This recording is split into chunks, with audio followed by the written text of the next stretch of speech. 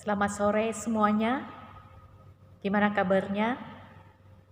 Berharap kita semua tetap dalam keadaan sehat dan baik.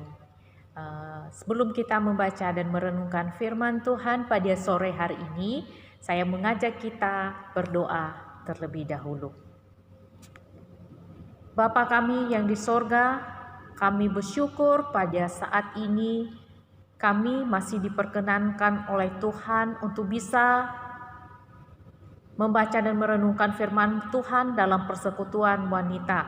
Kami serahkan diri kami, kiranya Tuhan menolong kami semua. Apa yang kami baca, apa yang kami renungkan, sungguh boleh menguatkan iman kami. Terima kasih Tuhan, berkati segenap jemaat-Mu dimanapun berada pada saat ini. Dalam nama Tuhan Yesus kami berdoa. Amin. Ibu-ibu yang dikasihi Tuhan, saya mengajak kita membaca satu bagian firman Tuhan pada saat ini yang terambil dari Ibrani pasal 1 ayat 1 sampai dengan ayat yang keempat. Sekali lagi, Ibrani pasal 1 ayat 1 sampai dengan ayat yang keempat. Kalau sudah menemukan, saya akan membacakan bagi kita. Allah berfirman dengan perantaraan anaknya. Setelah pada zaman dahulu, Allah berulang kali dan dalam berbagai cara berbicara kepada nenek moyang kita dengan perantaraan nabi-nabi. Maka pada zaman akhir ini, Ia telah berbicara kepada kita dengan perantaraan anaknya, yang telah Ia tetapkan sebagai yang berhak menerima segala yang ada. Oleh Dia Allah telah menjadikan alam semesta.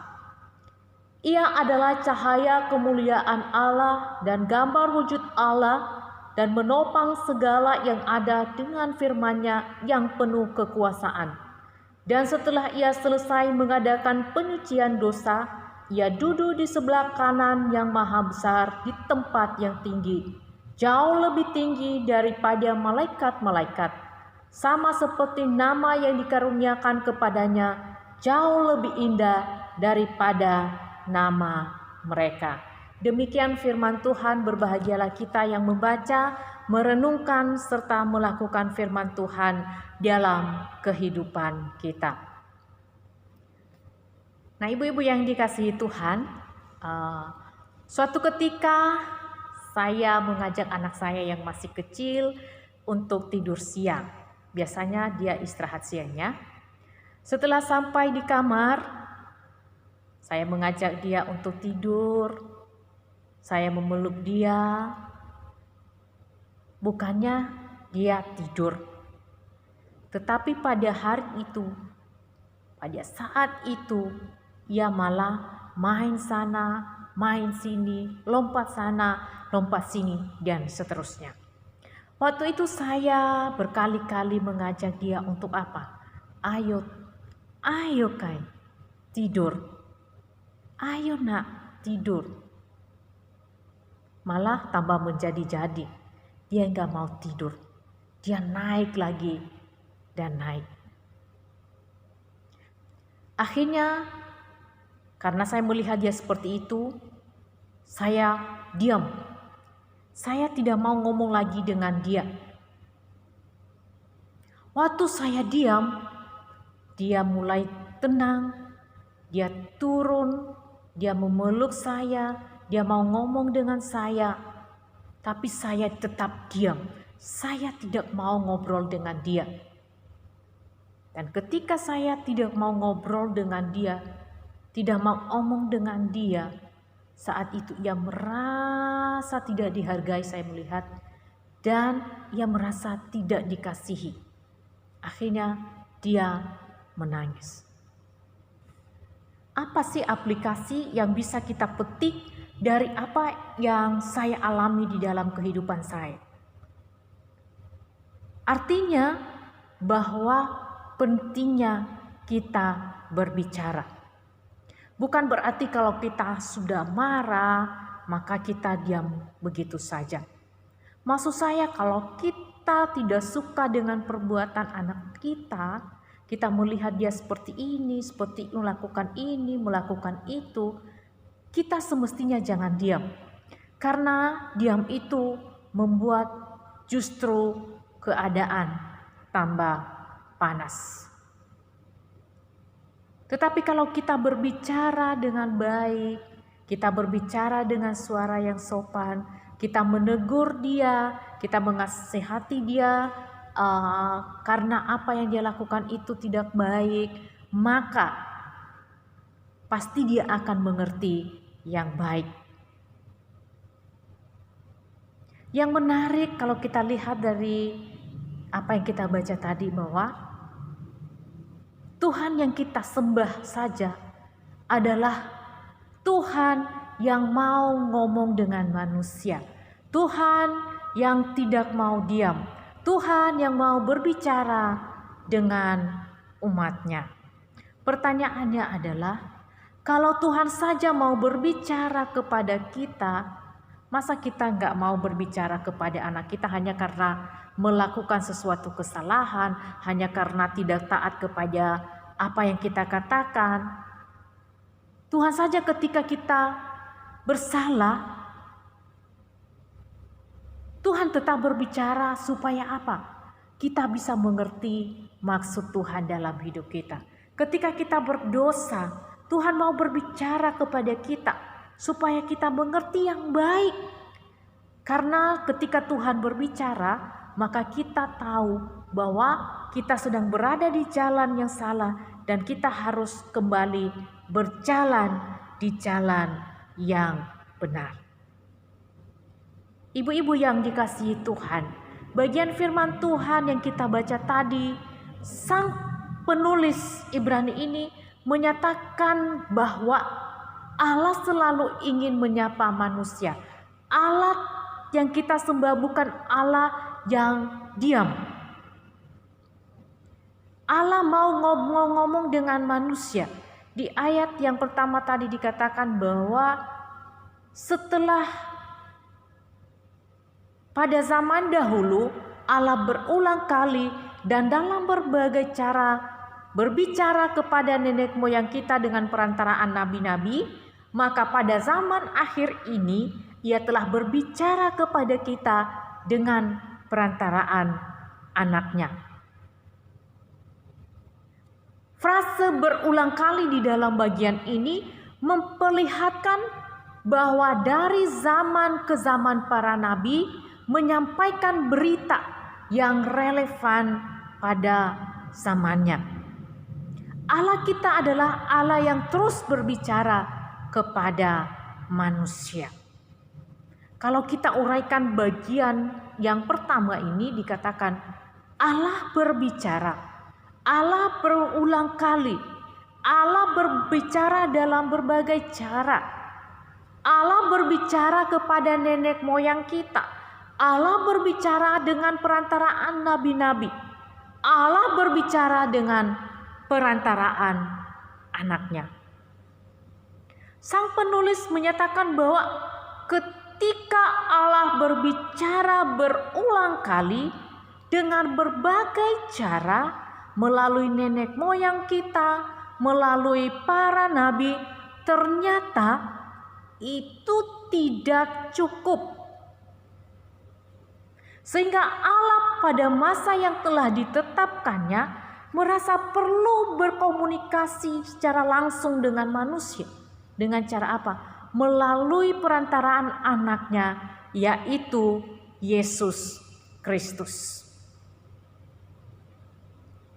Itu berarti bahwa manusia dapat mengenal Allah yang sebenarnya jika mereka melihat Kristus. Dengan demikian penulis ini menegaskan kepada kita adanya kesinambungan Allah berbicara dari PL kepada PB. Coba kita lihat buktinya apa. Dalam perjanjian lama, para nabi dipakai Tuhan untuk berkhotbah. Tujuannya apa? Menyadarkan umat Tuhan akan kesalahan-kesalahan mereka, akan kegagalan mereka di hadapan Tuhan, sehingga mereka boleh kembali kepada Tuhan. Tuhan memanggil para nabi dan menyatakan firman-Nya. Tuhan memperkenalkan dirinya. Tuhan memanggil kembali manusia serta menjadikan mereka sebagai satu umat yang mau dibimbing oleh firman Tuhan. Nah, kalau kita perhatikan dalam Perjanjian Baru, di dalam Kristus kita bisa mengenal Allah. Di dalam Kristus kita bisa merasakan cinta kasih Allah. Dan kita melihat bahwa Tuhan membuka dirinya justru setelah umatnya menolak Dia. Di dalam Ibrani pasal 1 tadi, penulis Ibrani mengatakan bahwa pada akhir ini Dia Tuhan sudah mengirim anaknya yang tunggal supaya kita bisa kenal Tuhan yang lebih dalam lagi, dan supaya Tuhan dipermuliakan melalui anaknya yang datang ke dalam dunia. Allah menyatakan dirinya secara sempurna di dalam Kristus Yesus. Kepenuhan kemuliaannya ada di dalam Kristus Yesus. Ibu-ibu yang dikasihi Tuhan, ada dua aspek di mana kemuliaan Allah bisa dinyatakan, yaitu kemuliaan ini dinyatakan di dalam bijaksana Allah yang ada pada diri Yesus Kristus dan menyatakan dirinya sebagai apa?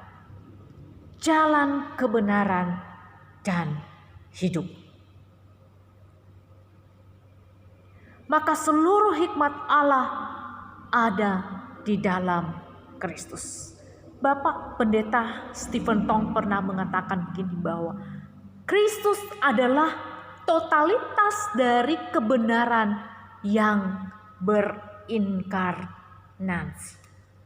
Seluruh bijaksana, seluruh hal yang masih tersembunyi dalam diri Allah, itu semua dinyatakan di dalam pribadi Kristus waktu Dia berinkarnasi ke dalam dunia. Yang kedua, kemuliaan ini dinyatakan di dalam cinta kasih Allah. Salib adalah tanda kebesaran cinta Allah, di mana Kristus rela memikul salib demi penebusan dosa manusia. Dia rela menderita demi relasi Allah dan manusia bisa diperdamaikan kembali, karena telah rusak akibat dosa-dosa yang telah kita lakukan. Kristus rela menderita bagi kita. Pertanyaan sederhana yang perlu kita tanyakan di dalam diri kita adalah, kenapa Tuhan perlu dan terus berbicara kepada kita? Bukankah Dia Allah yang Maha Kuasa? Gak perlu Dia berbicara, sebab suaranya, firman Allah sangat berkuasa. Bahkan Alkitab mengatakan langit, bumi hanya diciptakan dengan firman-Nya. Berarti perkataan Tuhan sangat-sangat berkuasa. Kenapa Tuhan harus terus berbicara kepada kita? Ya, karena memang firman Tuhan, suara Tuhan itu luar biasa dalam hidup kita. Karena kalau Dia mau terus berbicara kepada kita, itu artinya firman Tuhan itu akan terus menerangi langkah kehidupan kita. Saya membaca di dalam Mazmur 119 ya. Mazmur pasal 119 ayat yang kelima dikatakan begini. Firman-Mu itu pelita bagi kakiku dan terang bagi jalanku. Firman-Mu itu pelita bagi kakiku dan terang bagi jalanku. Tuhan berbicara untuk apa Bapak? Untuk apa Dia terus berbicara kepada kita? Untuk menuntun hidup kita ke jalan yang benar. Firman-Nya, perkataannya, kita dituntunnya sehingga kita tidak berjalan di jalannya sesat. Sehingga kita tetap berjalan di jalan yang benar. Karena dunia di mana kita hidup, dunia yang serba tidak pasti. Ketika kita mengikuti naluri kita akan mengambil banyak jalan-jalan yang kurang tepat dalam hidup kita. Tetapi waktu kita mengikuti firman Tuhan yang menuntun hidup kita, waktu kita mengikuti suara Tuhan, maka kita akan berjalan di jalan yang benar oleh karena namanya. Nah, waktu Tuhan berbicara kepada kita, berarti Tuhan mau memberikan kita sukacita, memberikan penghiburan di dalam hidup kita. Kalau kita perhatikan, selagi kita masih ada di dalam dunia ini, selagi kita masih hidup, kita pasti akan berhadapan dengan berbagai tantangan. Kita akan pasti berhadapan dengan berbagai tekanan-tekanan di hidup. Kita akan berhadapan dengan berbagai masalah-masalah, situasi-situasi yang buruk pasti kita akan hadapi. Nah, di tengah situasi yang tidak menentu seperti ini, siapa yang menjadi sandaran kita? Siapa yang menjadi penolong kita?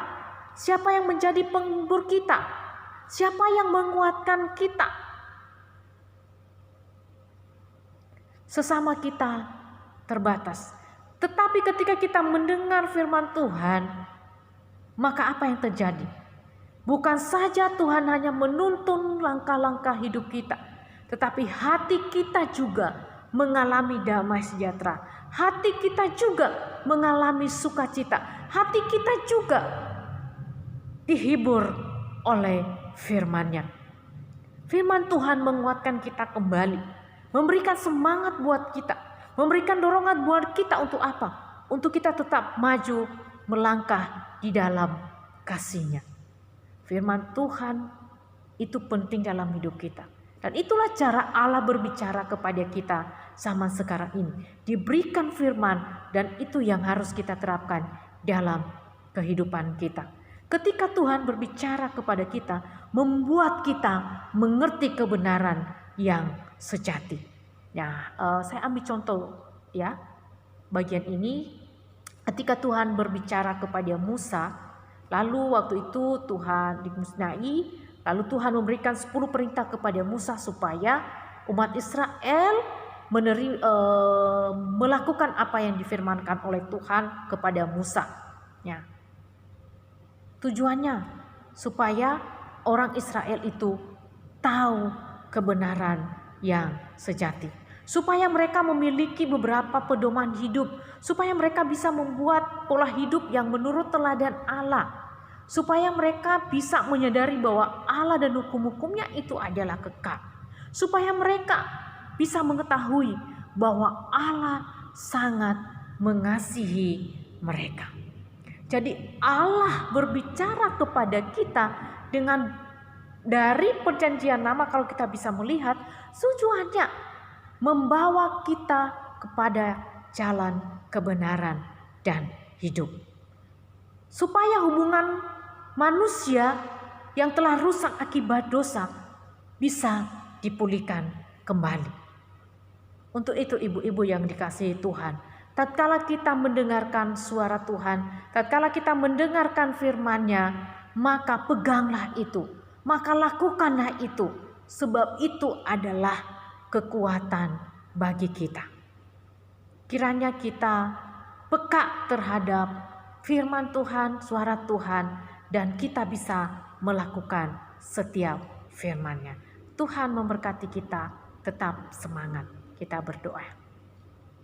Tuhan, sekali lagi kami bersyukur untuk hari ini buat kebenaran firman Tuhan yang sudah kami renungkan secara bersama-sama. Tolonglah kami supaya kami lebih peka terhadap firman-Mu, sebab firman-Mu itu menguatkan kami, menghibur kami, menguatkan kami.